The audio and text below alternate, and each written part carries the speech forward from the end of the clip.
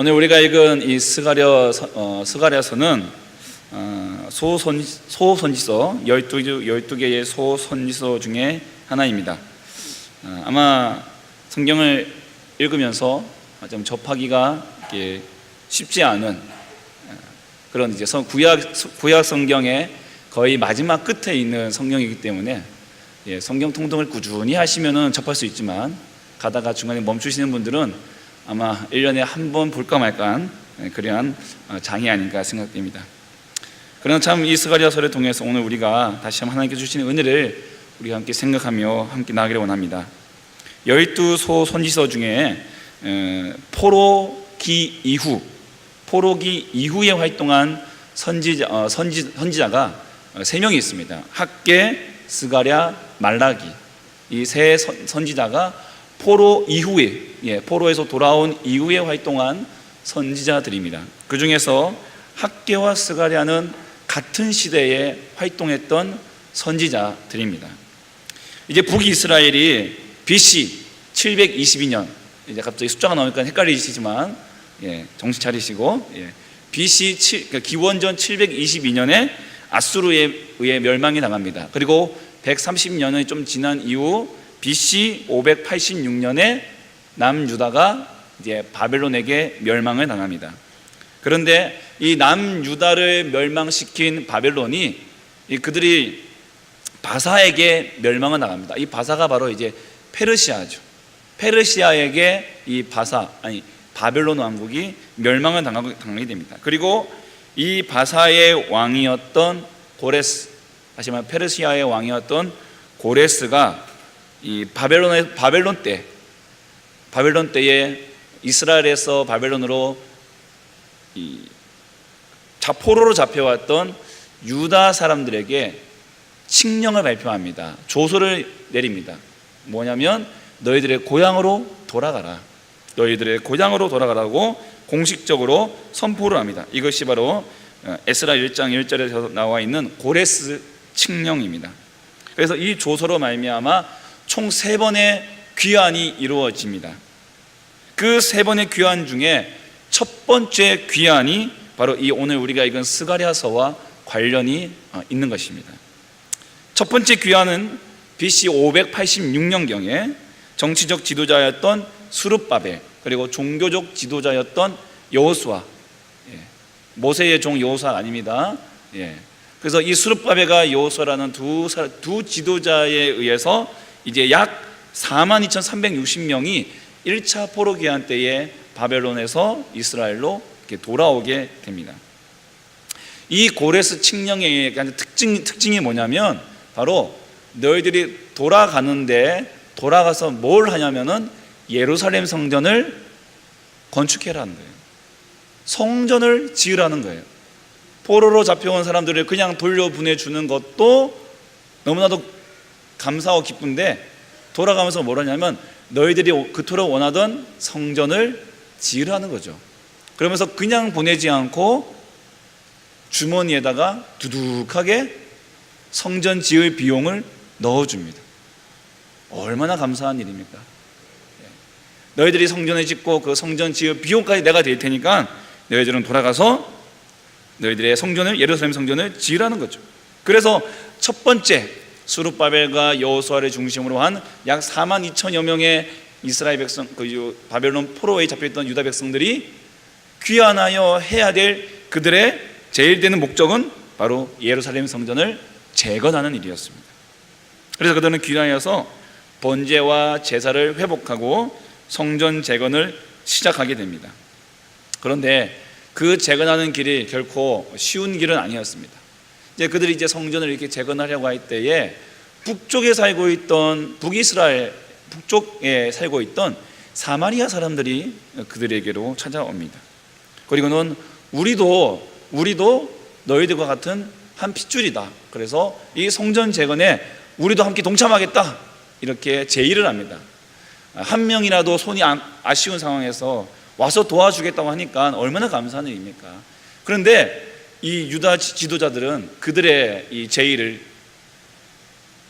뿌리칩니다. 왜냐하면 이 북이스라엘에 살고 있던 사마리아인들은 바로 혼혈인들이었습니다. 북이스라엘이 아수르에 의해서 이제 뿔뿔이 흩어지면서 그곳에 남아 있는 이 이스라엘 사람들과 그리고 이 아수르 정책에 의한 혼혈 정책, 통혼 정책에 의해서 이방인들이 이스라엘 땅으로 다시 대거 유입해 들어오고, 그리고 그 이스라엘 백성, 남아있던 이스라엘 백성들과 이방인들이 함께 통혼을 하면서 나온 혼혈인들이었습니다. 다시 말하면 반은 이스라엘이지만 반은 이방인이었죠. 피가 섞인 거죠.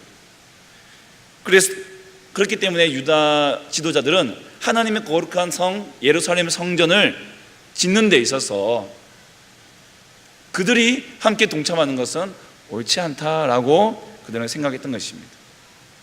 그리고 그들의 제의를 거절합니다. 그러자 그들은 이 성전 재건을 방해하기 시작합니다. 페르시아 왕에게 편지를 보내고, 그래서 이 성전 재건이 더 이상 나가지 못하도록 방해를 해야 되는 것이죠. 성전 기초는 세웠지만 그들의 방해로 인해서 성전의 건물은 짓지 못하고 중단되어 버렸고, 그로 인해서 약 16년의 세월이 흐르게 되어집니다. 그때 이 스가랴 선지자, 학개 선지자와 또한 스가랴 선지자가 등장하여서 이스라엘 백성들에게 다시 일어나 이 성전을 건축해라라고 독려하는 것이 바로 이 스가랴서의 내용인 것입니다. 여러분, 이스라엘 백성들이 성전 재건을 성전 공사를 하다가 멈췄어요. 멈춘 이후에 그들의 삶의 목표와 목적은 그들의 집과 또한 농사 짓는 일에 집중되어지게 되었습니다.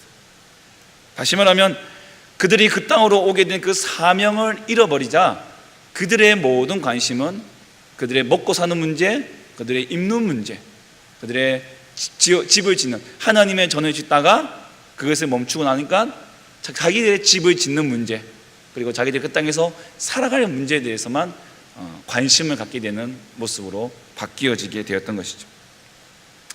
근데 그게 뭐가 문제냐라고 말할 수도 있습니다. 왜냐하면 그들의 삶을 우리가 좀 돌아보면은 이해가 돼요. 이스라엘 백성들이 포로 생활을 70년의 포로 생활을 마치고 그들의 땅으로 돌아왔습니다. 이 돌아오는 과정은 아까도 말씀드렸지만 너무 꿈 같은 상황이죠. 기적 같은 일이죠. 누가 뭐라 하지 않은데도 불구하고 왕이 고레스 왕이 자기 입으로 그렇게 성전도 짓고 또 비용도 대주겠다고 하니까 정말로 어떻게 보면은 고향으로 금이 환영하며 돌아오는 그러한 상황이 있었습니다. 이스라엘 백성들은 이제 귀향을 하면서 이제 예루살렘 성전이 재건되고 다시 세워지면 그들 마음 가운데 어떤 마음이 있었냐면은 이제 다시 이 성전만 세워지면은 여호와께서 이 땅을 통치하시겠구나. 유다 백성들은 이 성전이 무너지니까 하나님이 떠났다고 생각하는 거죠. 하나님은 우리와 함께 계시고, 하나님은 저 위에 계시고, 하나님은 우리와 함께 계시고, 우리가 어디에 있든지 함께 계시는데 그들의 생각은 성전이 무너졌기 때문에 하나님이 우리를 떠나셨다. 그런데 이 성전이 다시 재건되어지면 하나님이 우리와 함께 하실 것이고, 다시 다윗이 이 땅을 통치하던 그 영광과 영화가 다시 우리에게 회복될 것이고, 이방 나라가 우리에게 다가와서 머리를 숙이면서 다윗의 그 솔로몬의 영광이 회복될 것이다. 이렇게 기대했던 것이죠. 그런데 현실은 어땠습니까? 현실은 암담했습니다. 내부에 적이 있었죠. 그리고 그들의 성전 공사가 중지되었습니다. 성전 공사가 중지되었다는 말은 뭡니까? 성전 공사에 필요한 비용이 끊어졌다는 얘기죠. 여러분, 그 성전 재건 비용에 있어서 저는 그렇게 생각이 들더라고요. 이들이 과연 그 바벨론에서 이렇게 포로로 다시 포로 귀환에 돌아왔어요. 그들이 돌아온 그 땅은 황폐하였고 그 땅은 아무것도 없는 거죠. 그들의 돌아왔던 그 고향은 정말 그 과거의 영광과 영화는 온데간데 없이 다 황폐해져 있는 거예요. 독자적으로 뭔가를 만들어낼 수 있는 그러한 땅이 아니었습니다. 뭐 광업을 할 수 있다든가 제조업, 무역 이런 것들 전혀 할 수 없는 경제력으로는 완전히 무너져 있는 그러한 상황인 것이죠. 그들에게 주어진 성전 재건 비용은 그들이 또한 그 성전을 제공하면서 그 땅에 정착할 수 있는 정착 비용과도 같은 거예요. 근데 그게 멈춰버렸어요. 그게 끊어져버렸어요. 입으로 들어와야 돼. 먹어야 될 그 상황이 멈춰지자 그들은 극심한 경제난에 허덕일 수밖에 없게 되었고, 결국 그들이 할 수 있는 것은 오직 다 한 가지, 농업밖에 없었다는 거예요. 농업. 그들은 생존에 관한 문제이기 때문에 어떻게 할 수가 없지 않습니까? 어떻게 할 수가 없지 않습니까? 먹고 살아야지요. 그래서 그들의 관심은 잠을 자야 될 집이 있어야 되고, 그들이 먹어야 될 농사를 지어야 되는 것에 관심이 집중될 수밖에 없었다는 변명을 할 수 있고, 우리도 납득이 되는 것이죠. 여러분 1절과 2절에 보시면은 비를 구하라, 봄비 비를 구하라. 그다음에 2절에 보시면은 드라빔, 그다음에 복술자, 이런 얘기가 단어들이 나옵니다. 이게 다 뭐냐면 농업과도 관련된 이야기들입니다. 여러분, 그러나 아이러니하게도 이스라엘 백성들이 이렇게 왜 나라를 잃고 포로로 잡혀갔는 줄 기억하십니까? 생존과 관련된 문제 앞에서 그들이 하나님을 찾지 않고 그 가나안 땅에서 누굴 찾았습니까? 가나안 땅의 그 농경사회 안에서 누굴 찾았습니까? 바알과 아세라 우상을 찾았다는 것입니다. 바알과 아세라가 누군지 아시죠? 폭풍의 신과 대지의 신입니다. 그리고 그들의 너무나도 입에 담기 너무나도 추악한 그들의 신전의식, 바알과 아세라 사는 신을 섬겨야 된다라고 하는 그 미명하에 그 더러운 그 성전에서 신전 창기들과 음란한 행위를 벌여서 그들의 땅에 그 바알 신이 비를 내려주고 대지의 신이 생명을 싹 틔워서 올해도 농사 잘 짓게 해주시옵소서 하고 그들이 그런 죄를 짓다가 하나님께서 그들을 흩어버린 거 아니겠습니까? 그런데 결국 그들이 포로에서 돌아온 뒤에 사명을 잃어버리고 돌아간 곳이 바로 그 우상이었다라는 것입니다. 이 포로기 이후에는 바알과 아세라는 나오지 않습니다. 하지만 그 2절에 등장하는 드라빔, 복술, 그다음에 꿈, 이제 이런 것들이 그들의 삶에 들어와 있다는 것이죠. 이 드라빔이라는 것은 이제 가정 안에서 모시고 있는 작은 우상이에요. 우리나라에도 이제 가정마다 자기들이 섬기는 그 우상이 있지 않습니까? 위패가 있다거나, 여기 다른 종교에 믿으시는 분들은 자기들이 어떤 그 섬기는 형상, 이런 것들 하다 형상 만들어서 가정에다 노출. 그리고 복술, 이거는 뭐냐면 동물의 간을 가지고 점을 보는 거예요. 동물의 간을 봐서 간이 꿈틀꿈틀 이렇게 되는 이런 모양들을 보면서 점을 보는 거예요. 우리도 가끔 그러지 않습니까? 가위바위보 하면 어떻게 해요? 이렇게 하죠. 이렇게 몇 개가 나오면 이거 가위고 이렇게 해가지고, 이렇게 해서 좀 둥글숨이 나오면 주먹이고, 세모가 나오면 가위고, 좀 펑펑 퍼지면은 이제 보자기고, 약간 주술적인 느낌이 있어요. 그리고 꿈 해몽도 마찬가지입니다. 꿈 해몽도 마찬가지. 꿈을 통해서 계시를 받고 또한 그것을 전달하는 행위가 오늘 그들에게 지금 있다는 것이. 바알과 아세라가 아니라 해도 이제는 드라빔과 복술과 꿈 해몽으로 더 우상과 가까이 하게 되었다라는 거죠. 저 신전까지 안 찾아가도 이제는 자기들의 집에서 그 더러운 우상 숭배가 이루어지고 있다는 것입니다. 그래서 드라빔과 복술과 꿈 해몽 같은 것들을 통해서 이 땅에 비를 구하는 이스라엘 백성들을 향해 스가랴 선지자가 오늘 신명기 11장 13절과 17절의 말씀을 가지고 선포하고 있는 것이죠. 신명기 11장 말씀을 함께 읽어보겠습니다. 내가 오늘 너희에게 명하는 내 명령을 너희가 만일 청종하고 너희의 하나님 여호와를 사랑하여 마음을 다하고 뜻을 다하여 섬기며 여호와께서 너희의 땅에 늦은 비를 적당한 때에 내리시리니 너희가 곡식과 포도주와 기름을 얻을 것이요 또 가축을 위하여 들에 풀이 나게 하시리니 내가 먹고 배부를 것이라.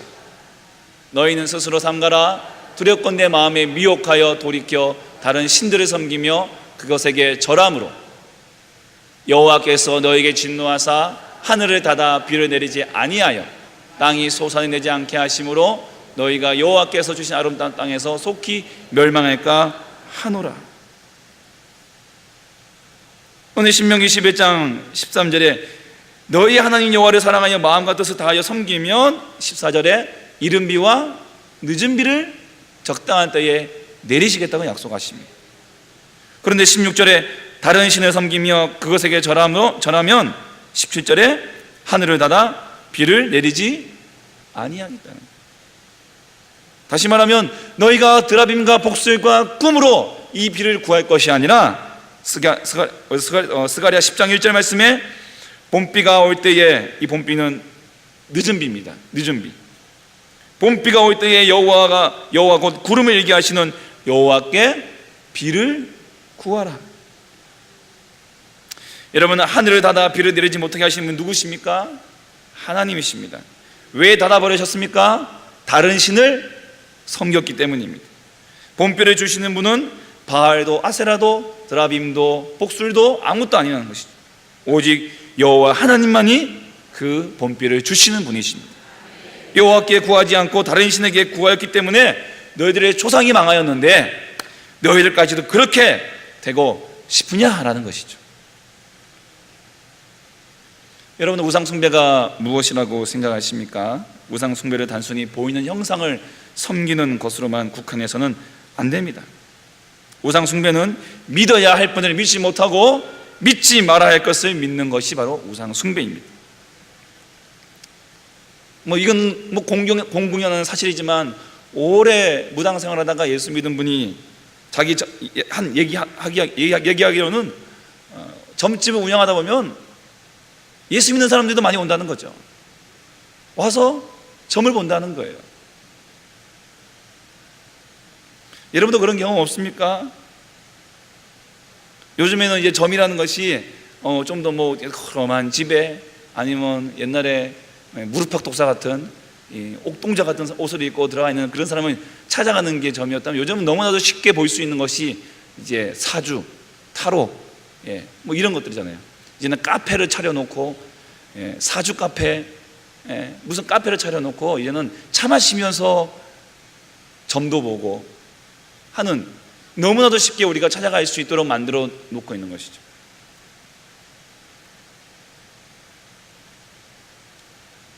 이거 한번 보면 어떨까 하면 안 된다고 이렇게 해야 되는데, 아니 그냥 재미로 한번 보자. 안 믿으면 그만이잖아. 그게 안 믿어질까요? 그게 재미로 과연 우리가 할 수 있는 일일까요? 그게 들어갔다가 좋은 얘기 들으면 좋겠지만 안 좋은 얘기 들으면 그게 안 믿겠다고 하지만 내 마음속에 계속 남아있는 거예요. 여러분, 우리의 인생은 오직 여호와 하나님께만, 하나님의 손에 달렸음을 믿으시기 바랍니다. 하나님이 하는 다른 것에 내 인생을 맡기고 내 인생을 점쳐본다는 것, 그것은 너무나도 우스운 이야기입니다. 우리의 인생은 하나님께서 때에 따라 내려주시는 이른 비와 늦은 비의 은혜로 살아야 합니다. 때로는 건기가 있습니다. 때로는 우기가 있습니다. 그러나 그것은 우리가 거쳐가야 할 것이죠. 그 건기를 내가 극복해 보겠다고 다른 신을 찾는다는 것은 어리석은 짓인 것입니다. 로또와 같은 대박의 꿈을 꾸며 사는 것에 우리의 인생을 맡겨서는 안 됩니다. 그것은 폭우와 같은 것입니다. 순식간에 다 떠내려 갈 수 있습니다. 그런데 우리 스가랴가 이스라엘 백성들이 이러한 상황에 있는 이유에 대해서 얘기하는 것은 바로 그들이 거짓 목자로 인하여 이러한 상황에 처해 있다라고 지목하고 있습니다. 2절 하반절에 보시면은, 하반절부터 3절까지 보시면, 백성들이 양같이 유리하며 목자가 없으므로 곤고를 당하나니 내가 목자들에게 노를 바라며. 하나님께서 누구에게 노를 바란다고 하십니까? 목자들에게 노를 바란다고 하고 있습니다. 이스라엘 백성들이 목자 없는 양같이 헤매고 고난당하고 있는데, 이스라엘을 온전한 길로 인도해야 할 지도자들이 도리어 이스라엘 백성들을 우상에게 내어주고 그들이 헛된 길로 가는 것을 막지 않고 가르치지 않았다는 것이죠. 여러분, 이 모습은요, 포로기 이전에 이사야 선지자와 예레미야 선지자도 똑같이 지적했던 상황입니다. 이사야는 이스라엘의 지도자들의 부패가 소돔의 백성들과 같다라고 비교하고 있습니다. 예레미야도 누가 거짓 목자이며 누가 참 목자인지 한번 규명해보자라고 이 목자들에 대해서 그들은 얘기하고 있습니다. 그런데 이와 같은 현상이 포로에서 돌아온 그 후손들에게도 똑같이 재현되고 있는 것이죠. 백성들도 거짓 신들을 추종하였지만 그것을 지도하지 않는 목자에 대한 책임도 많다는 것이죠. 말라기 선지자는 이 목자들의 죄악에 대해서 이렇게 고발하고 있습니다. 말라기 1장 6절에서 10절까지의 말씀을 보겠습니다. 1절에 6절에 보시면은 나를 공경함이 어디 있냐, 나를 두려워함이 어디 있느냐, 내 이름을 멸시하는 제사장들아, 그들이 하나님을 공경하지 않고 하나님을 두려워하지 않고 있다는 거예요.